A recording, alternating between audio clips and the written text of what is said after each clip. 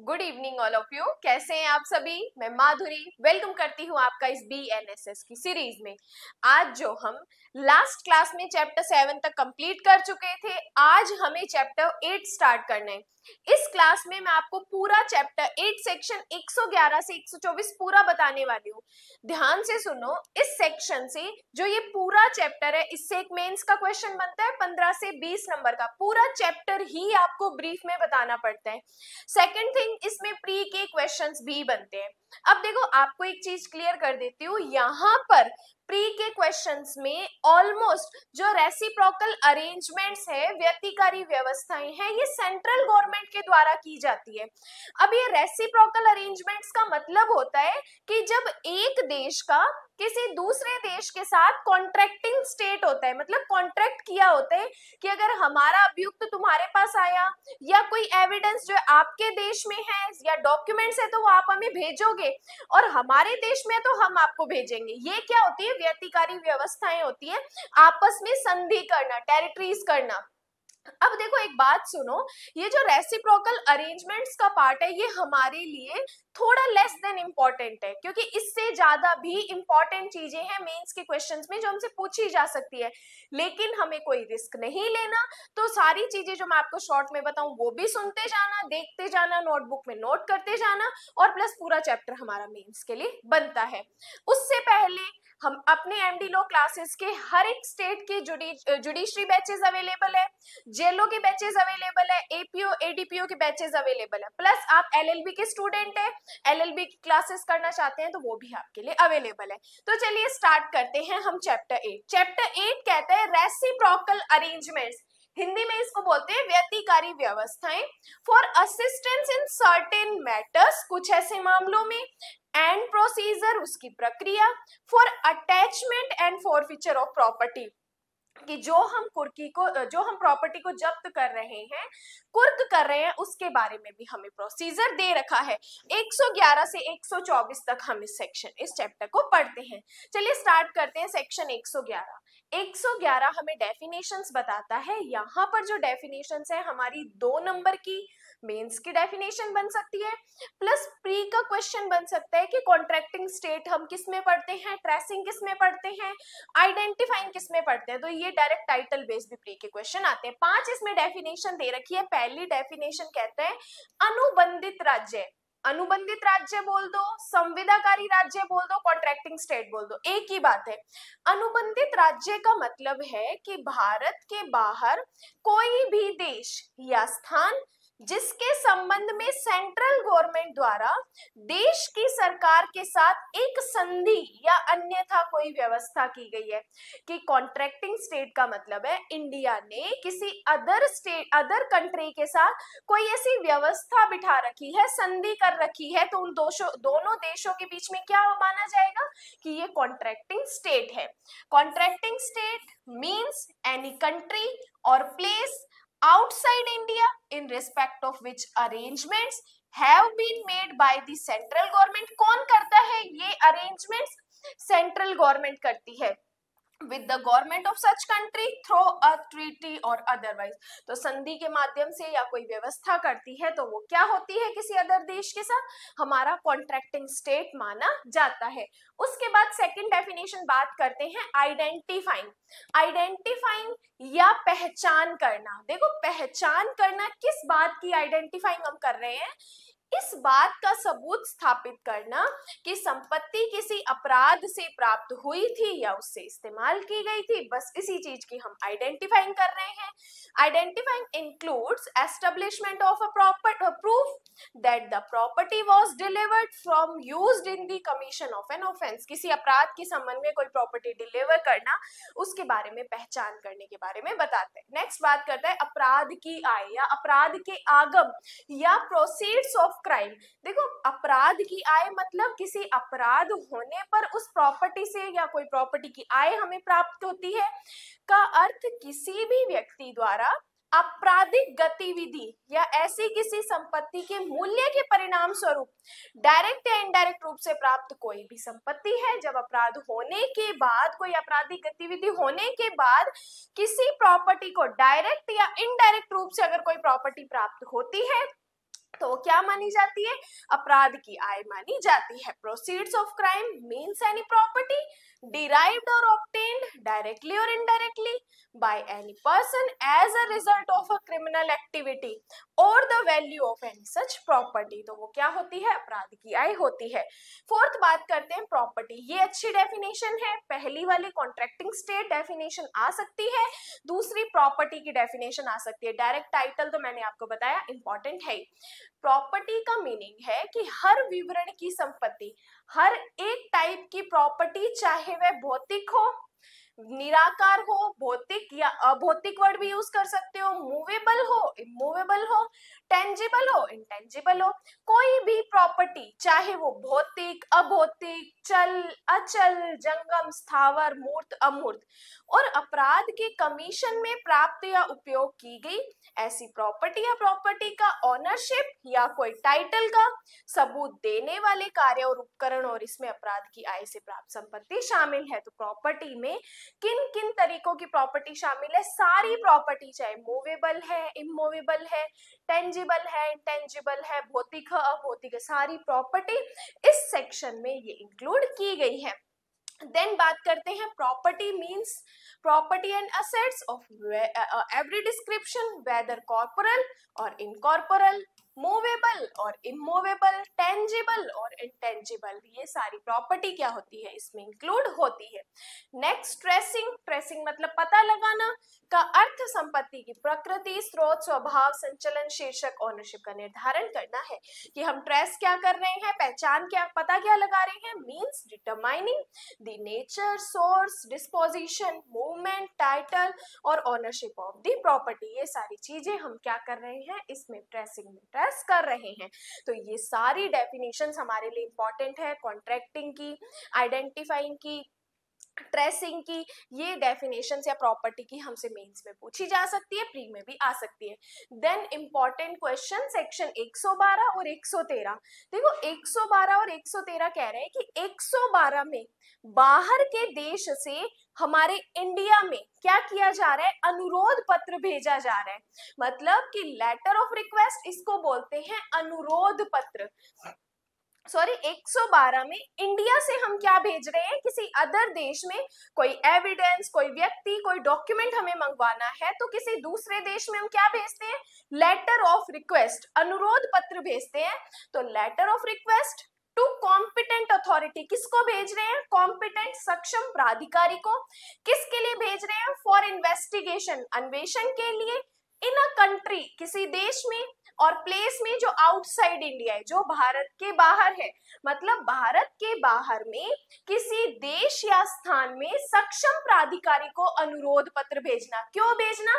कोई इन्वेस्टिगेशन करने के लिए, अन्वेषण करने के लिए। अब ध्यान से देखना, ये कोई सेक्शन हमारा पर्टिकुलर जो दो सेक्शन है 112 प्लस 113, ये भी दोनों एक मेंस के क्वेश्चन बनते हैं कि यदि किसी अपराध की जांच के दौरान जांच अधिकारी जो आईओ होता है, इन्वेस्टिगेशन ऑफिसर जो होता है, या जांच अधिकारी से जो सुपीरियर रैंक का कोई अधिकारी द्वारा कोई एप्लीकेशन की जाती है कि जो एविडेंस है वो भारत के बाहर किसी देश या स्थान पर उपलब्ध हो सकता है।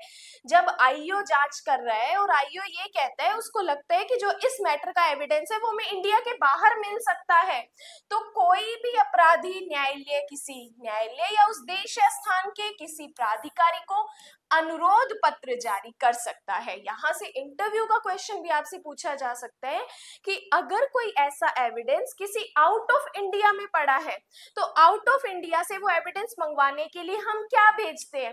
तो आपको सिंपल बताना है, हम लेटर ऑफ रिक्वेस्ट या अनुरोध पत्र भेजते हैं। तो अनुरोध पत्र क्या करेगा? जारी कर सकता है जो ऐसे अनुरोध से निपटने के लिए सक्षम है, ताकि मामले के तथ्यों और परिस्थितियों से परिचित होने वाले किसी भी व्यक्ति की मौखिक रूप से जांच की जा सके और उसके दौरान दिए गए बयान को दर्ज किया जा सके। ऐसी जांच ऐसे व्यक्ति या किसी अन्य व्यक्ति से ये अपेक्षा करना कि वह मामले से संबंधित कोई डॉक्यूमेंट, चीज या जो उसके कब्जे में है प्रस्तुत करे। देन जिसको हम भेज रहे हैं, जिस कॉम्पिटेंट अथॉरिटी को, वो उसकी मौखिक रूप से जांच करेगा और उसे बोलेगा कि तेरे कब्जे में जो चीजें हैं वो तू हमारे सामने पेश कर। और इस प्रकार लिए गए एकत्र किए गए सभी साक्ष्य या प्रमाणित प्रतियां इस प्रकार एकत्रित की गई चीज को अग्रेषित करे, न्यायालय ऐसा पत्र जारी कर रहा है, कर सकता है। तो जब किसी आउट ऑफ इंडिया से हमें कोई डॉक्यूमेंट, कोई सबूत मंगवाने हैं जो हमें लगता है वहां पे हमें उपलब्ध हो सकते हैं, तो उस देश के दूसरे देश के कोर्ट को हम लेटर ऑफ रिक्वेस्ट भेजेंगे और फिर वो वहां पर ऐसी जांच करेगा, देन जो एविडेंस मिलेंगे वो हम इंडिया में भेज देंगे। उसके बाद बात करते हैं सबसेक्शन 2, लेटर ऑफ रिक्वेस्ट उस तरीके से प्रेषित किया जाएगा, भेजा जाएगा जो केंद्र सरकार बताए। यहां से हमारा प्री का क्वेश्चन आता है कि जो लेटर ऑफ रिक्वेस्ट हम भेज रहे हैं वो किस तरीके से भेजेंगे, कैसा मैनर होगा, क्या रीति होगी, तो जैसा सेंट्रल गवर्नमेंट बताएगी वही मैनर फॉलो किया जाएगा। The letter of request shall be transmitted in such manner as the central government में स्पेसिफाई, जो सेंट्रल गवर्नमेंट स्पेसिफाई करेगी उसी तरीके से हम करेंगे। देन बात करते हैं सबसेक्शन 1 के तहत दर्ज किया गया प्रत्येक बयान, दस्तावेज या प्राप्त वस्तु इस संहिता के तहत जांच के दौरान एकत्र किया गया साक्ष्य माना जाएगा। तो उसमें जो हमने सबसेक्शन 1 में लेटर ऑफ रिक्वेस्ट भेजा है वो जो भी बयान, जो भी एविडेंस लेंगे वो हमारे क्या माने जाएंगे, सारे साक्ष्य माने जाएंगे। तो ये सेक्शन हमारे लिए इंपॉर्टेंट है। सेम ये नेक्स्ट सेक्शन बात करते हैं 113। अब किसी बाहर के देश को इंडिया में कोई चीजें, कोई एविडेंस करवाना है, कोई एविडेंस प्रोवाइड उपलब्ध होना है, तो वो क्या करेगा, इंडिया में लेटर ऑफ रिक्वेस्ट भेजेगा। किसको भेजेगा, अथॉरिटी को भेजेगा जो कॉम्पिटेंट अथॉरिटी है। लेटर ऑफ रिक्वेस्ट, अनुरोध पत्र फ्रॉम अ कंट्री और प्लेस आउटसाइड इंडिया, बाहर के देश से, टू अ कोर्ट, ऐसे कोर्ट को, और एन अथॉरिटी, ऐसे प्राधिकारी को, किसके लिए, फॉर इन्वेस्टिगेशन इंडिया, कि इंडिया में इन्वेस्टिगेशन करने के लिए भारत के बाहर के देश से कोई लेटर ऑफ रिक्वेस्ट आ रहा है। सबसेक्शन 1 कहते हैं भारत के बाहर किसी देश या स्थान के किसी कोर्ट या प्राधिकारी से अनुरोध पत्र प्राप्त होने पर, अब क्या हो रहा है, इंडिया में अनुरोध पत्र प्राप्त हो रहा है जो उस देश या स्थान में किसी व्यक्ति की जांच या के संबंध में किसी दस्तावेज या चीज के उत्पादन के लिए ऐसा पत्र जारी करने के लिए कॉम्पिटेंट है। उस देश या स्थान में जांच के तहत किसी अपराध के लिए यदि सेंट्रल गवर्नमेंट उचित समझे, तो अब सेंट्रल गवर्नमेंट उचित समझता है जो बाहर के देश से इंडिया में जो आया है लेटर ऑफ रिक्वेस्ट, अगर स्टेट गवर्नमेंट को लगता है तो स्टेट गवर्नमेंट उसकी जांच के लिए किसको देगा, ये यहाँ से हमारा प्री का क्वेश्चन है कि जब सेंट्रल गवर्नमेंट को लगता है तो वो सीजीएम को दे सकता है, मुख्य न्यायिक मजिस्ट्रेट को, या किसी जुडिशियल मजिस्ट्रेट को। जुडिशियल मजिस्ट्रेट यहाँ पे कोई भी हो सकता है, को अग्रेषित करेगा, को देगा, जिसे वह इस संबंध में नियुक्त कर सकता है, जो उसके सामने व्यक्ति को बुलाएगा, उसका बयान दर्ज करेगा, डॉक्यूमेंट या चीज का उत्पादन करवाएगा। तो जैसे ही लेटर ऑफ रिक्वेस्ट बाहर के देश से इंडिया में प्राप्त होता है तो सेंट्रल गवर्नमेंट जैसा समझे उसे सीजीएम को दे सकता है या किसी अदर जुडिशियल मजिस्ट्रेट को भी दे सकता है, या जांच के लिए किसी भी इन्वेस्टिगेशन, यहाँ पे जांच नहीं, यहाँ पे अन्वेषण वर्ड है, अन्वेषण के लिए किसी पुलिस अधिकारी को पत्र भेजे जो उसके बाद में उसी तरीके से अपराध की इन्वेस्टिगेशन करेगा जैसे भारत के भीतर किया गया था। तो सेंट्रल गवर्नमेंट चाहे तो सीजीएम को भेज सकता है, सेंट्रल गवर्नमेंट चाहे तो जुडिशियल मजिस्ट्रेट को भेज सकता है, सेंट्रल गवर्नमेंट चाहे तो पुलिस ऑफिसर को भी इन्वेस्टिगेशन के लिए भेज सकता है। और जब इन्वेस्टिगेशन के लिए पुलिस ऑफिसर को देंगे तो पुलिस ऑफिसर वैसे ही इन्वेस्टिगेशन करवाएगा जैसे वो इंडिया के अंदर जब कोई मैटर का इन्वेस्टिगेशन होता है वैसे करे। तो यहाँ से हमारे प्री के क्वेश्चंस बनते हैं। देन बात करते हैं सबसेक्शन 2। सबसेक्शन 2 कहते हैं कि सबसेक्शन 1 के तहत लिए गए या एकत्र किए गए सभी एविडेंस कि जो भी हमारे पास आए हैं उसकी प्रमाणित प्रतियां, सर्टिफाइड कॉपी इस प्रकार इकट्ठी की गई जैसा भी मामला हो मजिस्ट्रेट या पुलिस अधिकारी द्वारा सेंट्रल गवर्नमेंट को भेजने के लिए अग्रेषित की जाएगी। देन जो सेंट्रल गवर्नमेंट ने हमें जांच के लिए, इन्वेस्टिगेशन के लिए जो बात बताई, उस मजिस्ट्रेट ने या उस पुलिस ऑफिसर ने इन्वेस्टिगेशन किया, जांच की, देन जो भी हमें चीजें मिली, जो भी बातें हमारे सामने आई, उसको हम क्या करेंगे, वापस सेंट्रल गवर्नमेंट को दे देंगे। देन सेंट्रल गवर्नमेंट क्या करेगी, उस दूसरे देश को आगे भेज देगी जिससे हमारे पास अनुरोध पत्र आया था। अनुरोध पत्र जारी करने वाले कोर्ट या प्राधिकारी को जैसा सेंट्रल गवर्नमेंट समझे वैसा वो भेज देगी। तो पूरी स्टोरी बहुत अच्छी बनाई है कि जब भी किसी बाहर के देश से कोई ऐसी लेटर ऑफ रिक्वेस्ट आता है कि वहां से इंडिया से कोई एविडेंस बाहर भेजने हैं, तो सेंट्रल गवर्नमेंट क्या करेगा, पहले बाहर से सेंट्रल गवर्नमेंट के पास आए। सेंट्रल गवर्नमेंट चाहे तो तीनों में से किसी को भी दे सकता है, सीजीएम, जुडिशियल मजिस्ट्रेट या पुलिस ऑफिसर को। देन ये तीनों अपना अपना काम करेंगे, जिसको भी वो दिया वो अपना काम करेगा। जो भी एविडेंस मिले हम स्टेट गवर्नमेंट को देंगे और स्टेट गवर्नमेंट आगे के देश को भेज देगा। ये बात करते हैं जब भारत के बाहर के देश से इंडिया में कोई इन्वेस्टिगेशन के लिए कोई मैटर आता है। देन बात करते हैं section 114, assistance in securing transfer of persons. जो व्यक्तियों को अंतरण किया जा रहा है उनके बारे में सहायता की बात करता है। ये सेक्शंस भी हमारे लिए बहुत अच्छा है, बहुत अच्छी बात बताता है, ध्यान से सुनो। जहां भारत में एक कोर्ट एक आपराधिक मामले के संबंध में उसके द्वारा जारी किए गए डॉक्यूमेंट या अन्य चीज में भाग लेने या पेश करने के लिए किसी भी व्यक्ति की गिरफ्तारी का वारंट एक अनुबंधित राज्य में किसी भी स्थान पर निष्पादित किया जाए, वह इस तहत के वारंट को 2 प्रतियों में ऐसे न्यायालय या न्यायाधीश या मजिस्ट्रेट को या ऐसे प्राधिकारी के माध्यम से भेजेगा जैसा कि सेंट्रल गवर्नमेंट अधिसूचना द्वारा बताए। तो प्री का क्वेश्चन आता है कि जब हमें सहायता के लिए किसी व्यक्तियों का अंतरण करना है तो जैसा स्टेट गवर्नमेंट बताएगी वैसा हम काम करेंगे। स्टेट गवर्नमेंट के डायरेक्शंस में स्टेट गवर्नमेंट जैसे निर्देश देगी वैसा हम काम करेंगे। फिर कहते हैं यदि किसी जांच या किसी अपराध की जांच के दौरान जो इन्वेस्टिगेशन ऑफिसर है या उससे ऊपर का कोई ऑफिसर है के द्वारा एक एप्लीकेशन किया जाता है कि किसी ऐसे व्यक्ति की उपस्थिति जो किसी अनुबंध में किसी भी स्थान पर है, ऐसी जांच या पूछताछ के संबंध में राज्य की आवश्यकता होती है और न्यायालय संतुष्ट है कि ऐसी उपस्थिति इतनी आवश्यक है कि वह उक्त व्यक्ति के खिलाफ ऐसे कोर्ट में या मजिस्ट्रेट को 2 प्रतियों में सम्मन या वारंट जारी करेगा। देन हम उस पर्सन के अगेंस्ट जो कि हमें चाहिए, अगर जरूरी लगता है तो हम उसके अगेंस्ट सम्मन जारी करेंगे, अगर हमें लगता है तो हम उसके अगेंस्ट वारंट जारी करेंगे। और ये सम्मन और वारंट हम वैसे ही जारी करेंगे जैसे हमें सेंट्रल गवर्नमेंट बता रहा है। क्यों? क्योंकि जो हमारा ये वाद चल रहा है वो भारत के बाहर या कोई इंडिया से किसी भारत के बाहर में चल रहा है, तो हमें एक दूसरे से कोई एविडेंस लेने मंगवाने हैं, तो जैसा हमें सेंट्रल गवर्नमेंट बताएगी हम वैसे वैसे काम करते जाएंगे। तो सबसेक्शन 2 में सम्मन और वारंट जारी करना। सबसेक्शन 3 कहते हैं जहां भारत में किसी कोर्ट को किसी क्रिमिनल मैटर के संबंध में किसी व्यक्ति की गिरफ्तारी के लिए वारंट प्राप्त हुआ है कि हमें ये कहा गया है कि ऐसा वारंट उस पर्सन को अरेस्ट करने के लिए है जिसमें उस न्यायालय में या किसी अन्य जांच एजेंसी के समक्ष उपस्थित होने दस्तावेज अन्य चीजें पेश करने की आवश्यकता हो जो जारी किया गया हो। एक कॉन्ट्रैक्टिंग स्टेट में एक कोर्ट, जज या मैजिस्ट्रेट को ऐसे एग्जीक्यूशन किया जाएगा जैसे कि वह भारत की किसी अन्य न्यायालय में इसकी स्थानीय सीमा के भीतर निष्पादन के लिए प्राप्त वारंट हो। तो हम जैसे अगर हमें गिरफ्तारी का वारंट मिलेगा हम उसी तरीके से उसकी गिरफ्तारी करेंगे जिस व्यक्ति के बारे में हमें कहा गया है। देन सबसेक्शन 4 कहता है जहां सबसेक्शन 3 के अनुसार जो कॉन्ट्रैक्टिंग स्टेट में ट्रांसफर कोई व्यक्ति भारत में कैदी है वहां भारत में न्यायालय या केंद्र सरकार ऐसी शर्तें लगा सकती है जो न्यायालय या सरकार उचित समझे। तो सबसेक्शन 4 कहते हैं हम ऐसी कंडीशंस भी लगा सकते हैं जो हमारे देश के हित में है।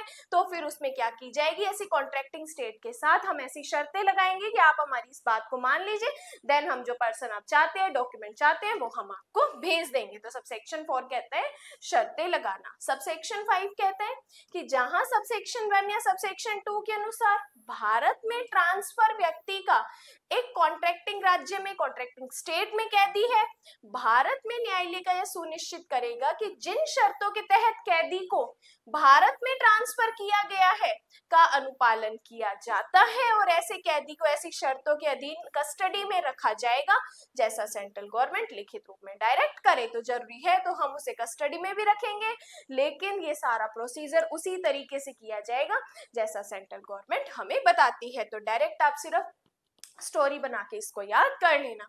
बात करते हैं section 115 assistance in relation to orders of attachment और फॉरफीचर ऑफ प्रॉपर्टी। अब हम क्या कर रहे हैं कि जो संपत्ति की कुर्की या संपहरण किया गया है उसकी सहायता में कोई ऐसा आदेश देना।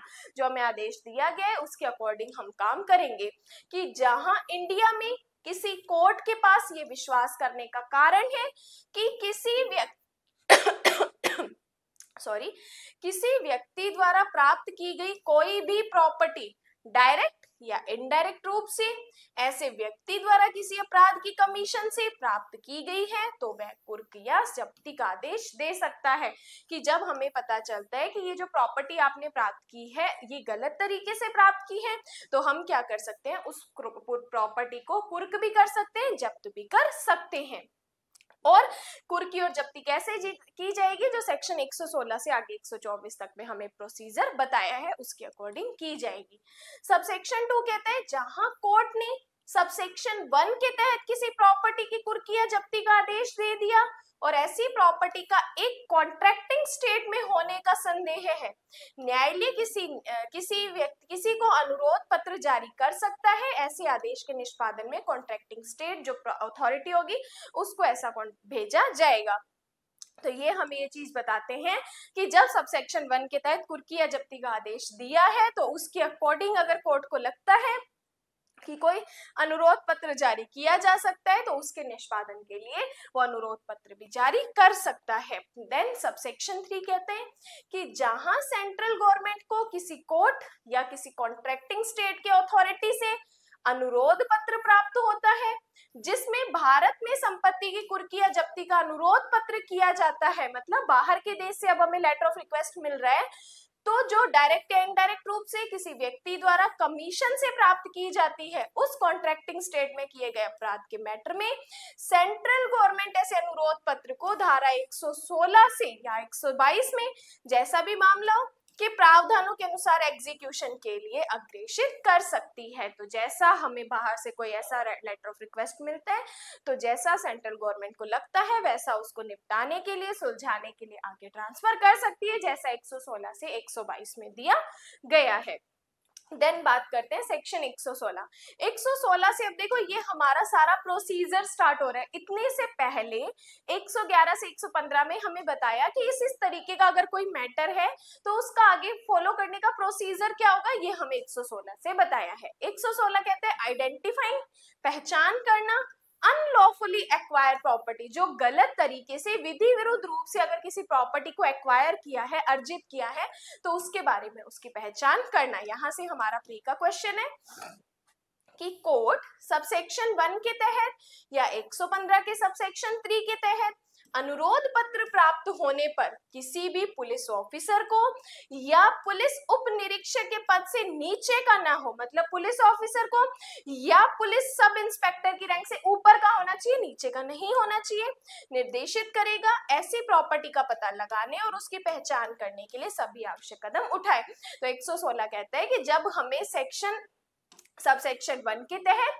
या 115 के सबसेक्शन 3 के तहत कोई ऐसा लेटर ऑफ रिक्वेस्ट मिलता है तो वो कोर्ट क्या करेगा, उस लेटर ऑफ रिक्वेस्ट को पुलिस ऑफिसर को देगा या जो सब इंस्पेक्टर की रैंक से ऊपर का पुलिस ऑफिसर होगा उसको देगा कि जाके इस प्रॉपर्टी का पता लगाओ और इसकी आइडेंटिफाइंग या इसकी पहचान करो। देन बात करते हैं कि जब सबसेक्शन 1 में निर्दिष्ट कदमों में किसी भी व्यक्ति, स्थान, संपत्ति, परिसंपत्ति, दस्तावेज, किसी भी बैंक, सार्वजनिक वित्तीय संस्थानों या किसी अन्य प्रासंगिक खाते की पुस्तकों के संबंध में कोई भी पूछताछ, जांच या सर्वेक्षण शामिल हो सकता है। अब पहचान में हम किन किन चीजों की पहचान कर सकते हैं, किस प्रॉपर्टी की, किस बैंक की, किस पब्लिक प्लेस की, वित्तीय संस्थानों की, उन सभी की पहचान करना इसमें इंक्लूड माना जाएगा। देन बात करते हैं सबसेक्शन 3 कि सबसेक्शन 2 में निर्दिष्ट कोई भी जांच या इन्वेस्टिगेशन सबसेक्शन 1 में उल्लेखित अधिकारी द्वारा उस संबंध में उक्त न्यायालय द्वारा जारी किए गए निर्देशों के अनुसार किया जाएगा। जैसा अब हमें उस पुलिस ऑफिसर को जैसा कोर्ट बताएगा वो पुलिस ऑफिसर वैसे ही काम करेगा। तो जैसा हमें कोर्ट डायरेक्ट करेगा उस तरीके से हम काम करेंगे। देन सेक्शन 117 कहते हैं सीजर और अटैचमेंट। अब हम क्या कर रहे हैं, प्रॉपर्टी को संपहरण कर रहे हैं, जब्त कर रहे हैं या उसकी कुर्की कर रहे हैं।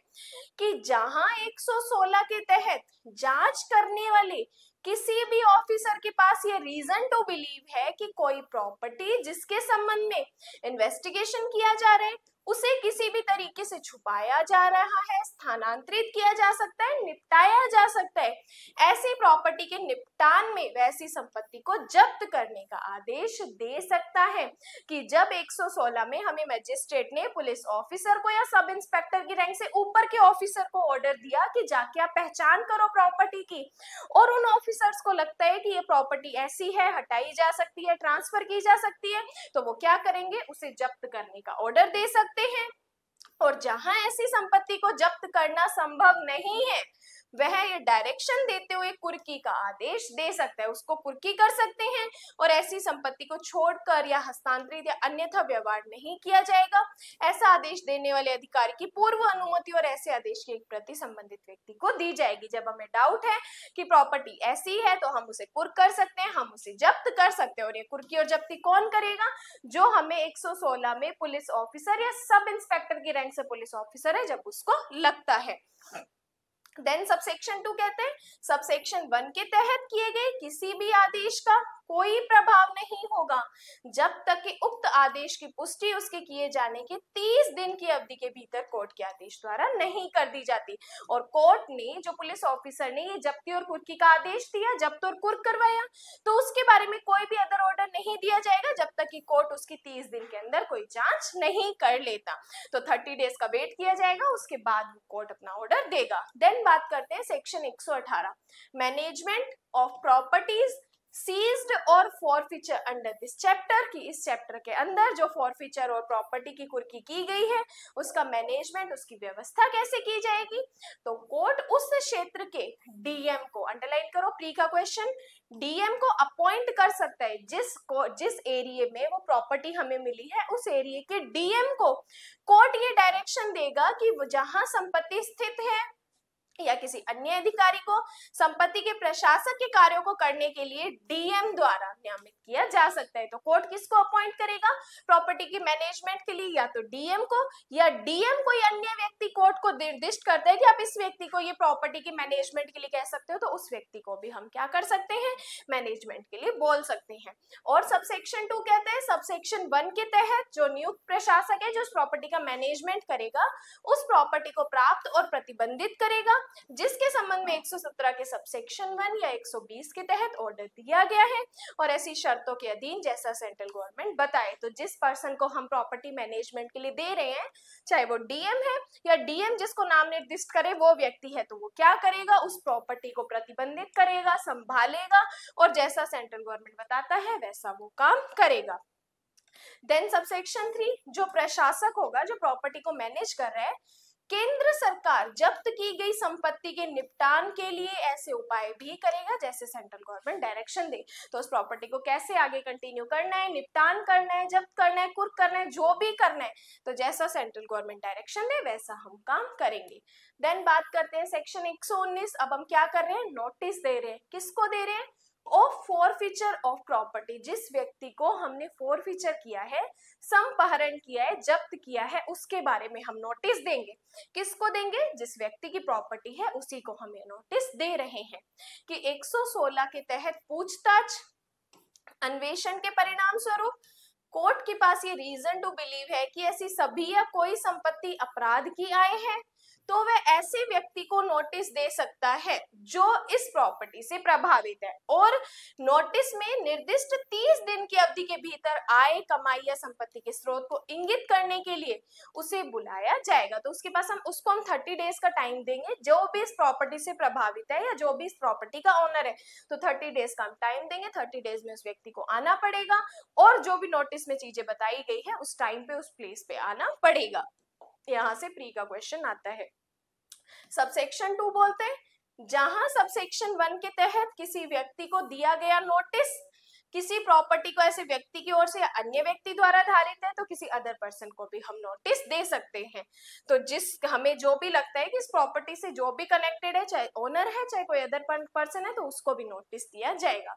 देन बात करते हैं section 124 feature of property in certain cases, कुछ अन्य मामलों में संपत्ति के संपहरण के बारे में बताया है कि कोर्ट 119 के तहत जारी किए गए, अंडरलाइन करो, कारण बताओ नोटिस, जो भी हमने पढ़ा ना कि उस व्यक्ति को हम सूचना देंगे, नोटिस भेजेंगे, तो नोटिस का नाम क्या होगा, कारण बताओ नोटिस होगा कि हम आपकी प्रॉपर्टी को कुरकुर जब्त क्यों ना करें। तो यदि जो कारण बताओ नोटिस में विचार करने के बाद और उसके समक्ष उपलब्ध सामग्री और प्रभावित व्यक्ति को देने के बाद नोटिस में निर्दिष्ट किसी भी प्रॉपर्टी को किसी अन्य व्यक्ति के माध्यम से सुनवाई का एक उचित अवसर आदेश द्वारा एक निष्कर्ष दर्ज करेगी, क्या प्रश्न में सभी यह कोई संपत्ति अपराध की आय है। तो हमने जो नोटिस जारी किया है कारण बताओ नोटिस, उसमें उस व्यक्ति को ये बताना पड़ेगा, हम उसको प्रॉपर हियरिंग का मौका देंगे और उसे बताना पड़ेगा कि बताओ हम आपकी प्रॉपर्टी के बारे में ऐसा कोई ऑर्डर क्यों न दे। देन बात करते हैं परंतु कि यदि प्रभावित व्यक्ति निर्दिष्ट 30 दिन की अवधि के भीतर कोर्ट के समक्ष उपस्थित नहीं होता तो कोर्ट एक्स पार्टी ऑर्डर भी दे देगा कि कोर्ट ने तुम्हें 30 दिन का नोटिस दिया है, 30 दिन में आपको आना पड़ेगा, आप नहीं आते तो कोर्ट आपके अगेंस्ट एक्स पार्टी ऑर्डर दे देंगे, मतलब आपको बिना सुने भी ऑर्डर दे देंगे।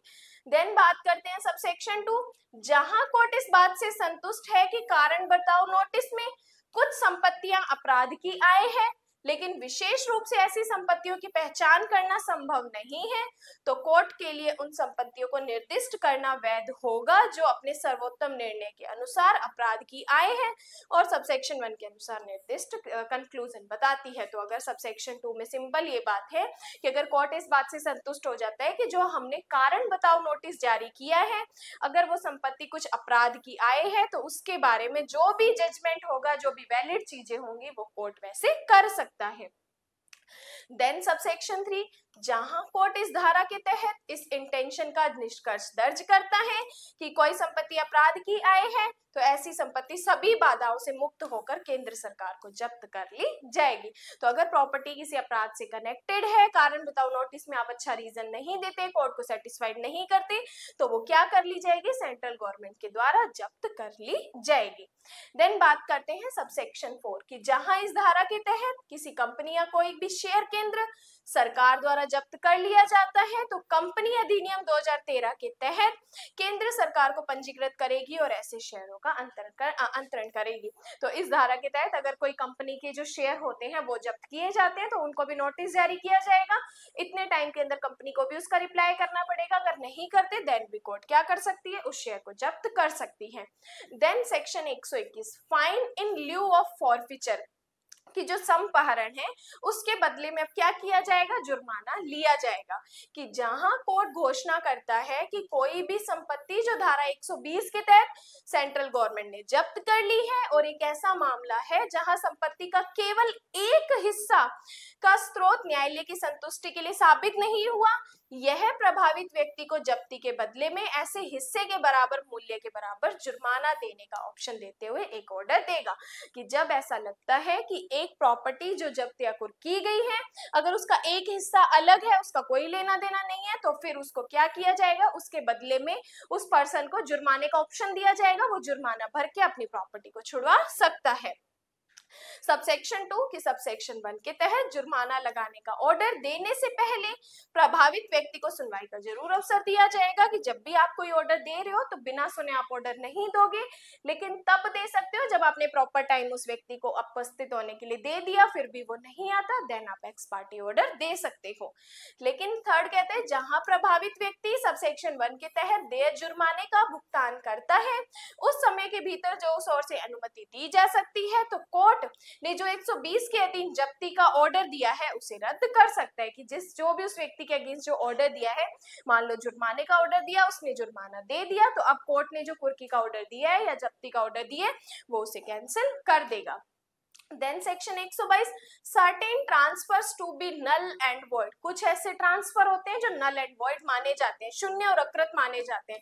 डायरेक्ट टाइटल बेस्ड ट्री का क्वेश्चन वेरी इंपॉर्टेंट है, तो सिर्फ आप इतना याद करो कि कुछ ऐसे ट्रांसफर्स होते हैं जो कि नल एंड वॉइड माने जाते हैं। 123 कहते हैं procedure in respect of letter of request, अनुरोध पत्र के बारे में कुछ प्रक्रिया कि सेंट्रल गवर्नमेंट से प्राप्त प्रत्येक अनुरोध पत्र, सम्मन या वारंट। इस चैप्टर के तहत एक कॉन्ट्रैक्टिंग स्टेट को प्रेषित किए जाने वाले प्रत्येक अनुरोध पत्र, सम्मन या वारंट एक कॉन्ट्रैक्टिंग स्टेट को प्रेषित किया जाएगा, उसको भेजा जाएगा। जैसा भी मामला हो, भारत में संबंधित कोर्ट को ऐसे फॉर्मेट में, ऐसे तरीके से भेजा जा सकता है जैसा सेंट्रल गवर्नमेंट बताए। तो जो procedure respect of letter of request के मामले में जो भेजा जाएगा, तो जैसा सेंट्रल गवर्नमेंट बताएगी उस तरीके से भेजा जाएगा। और लास्ट सेक्शन 124 सिर्फ टाइटल नोट्स में लिख दो कि एप्लीकेशन ऑफ दिस चैप्टर, कि इस चैप्टर के बारे में जो आवेदन है उसके बारे में बात करता है। तो ये हमारा सेक्शन 111 से 124 तक जो है प्री के अच्छे क्वेश्चंस बनते हैं, प्लस पूरा चैप्टर मेंस के क्वेश्चंस भी क्रिएट करता है। नेक्स्ट क्लास में हम स्टार्ट करेंगे चैप्टर नंबर 9।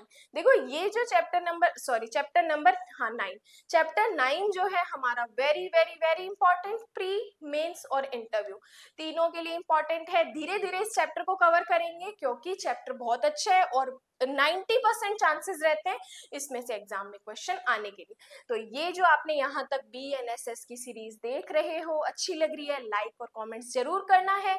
इसके अलावा जो चीजें समझ नहीं आती तो वो आप मुझसे कमेंट बॉक्स में पूछ सकते हो, मैं पूरी कोशिश करूंगी कि उसका रिप्लाई आपको जरूर दूं। और आप MD लो क्लासेस के पेड बैचेस ज्वाइन करना चाहते हो तो पेड बैचेस भी ज्वाइन कर सकते हो। इस कॉन्टेक्ट में आप मुझे, इस नंबर से आप मुझे कांटेक्ट कर सकते हो 7732922949। अगर जो भी आपके डाउट है, क्वेरीज है, इस कांटेक्ट से आप कवर कर सकते हो। बाकी आज के लिए जो भी आपको समझ आया, अच्छा लगा, नोट्स बना रहे हो तो ये चीज आपके लिए ही है, क्योंकि जो आपके पॉजिटिव कमेंट्स होते हैं उन्हीं ने मुझे इतना मोटिवेट किया है कि मैंने पूरा BNS आपको यूट्यूब पे करवाया है, बेरेट की एक एक लाइन, और अब BNSS भी करवा रही हूँ, और बहुत जल्दी BSA की क्लासेस भी यूट्यूब पे आने वाली है। तो अच्छा लगा हो तो लाइक और कॉमेंट्स जरूर करो। बाकी आज के लिए धन्यवाद।